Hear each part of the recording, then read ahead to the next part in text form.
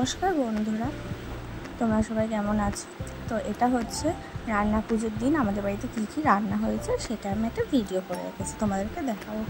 এখানে দেখো পান্তা হয়েছে, আর এখানে হচ্ছে ডাল শুকনো হয়েছে, যেটাকে আমরা সবাই বলি ডাল চচ্চড়ি। তোমরা কি বলো সেটা আমাকে কমেন্টে জানিও। এখানে চচ্চড়ি হয়েছে একটা, ইলিশ মাছের মাথা, ডাঁটা, চিংড়ি মাছ এইসব দিয়ে একটা চচ্চড়ি হয়েছে আলু টালু দিয়ে।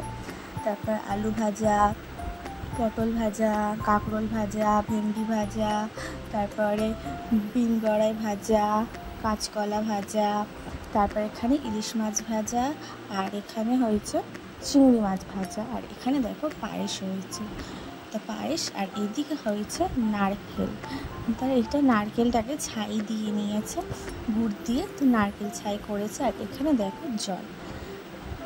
হ্যাঁ, আমাদের তো বাড়িতে প্রত্যেক বছর এই কটাই রান্না হয়ে থাকে। তো তোমাদের কেমন লাগলো জানিও,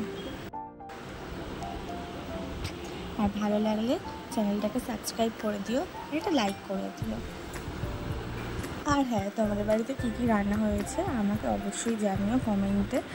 তো তোমাদের সবার বাড়িতে নিশ্চয়ই রান্না পুজো আছে, অনেকের বাড়িতে নেই। তো তোমরা সবাই আমাকে কমেন্টে জানিও, আর কেমন লাগলো জানিও। আর সামনে পুজো আসছে, সবাই খুব ভালো করে থেকো, আনন্দ থেকো, নতুন নতুন জামা কাপড় পরো। কিন্তু হ্যাঁ, অভয়ার মৃত্যুর জাস্টিসটা চাইতে ভুলো না।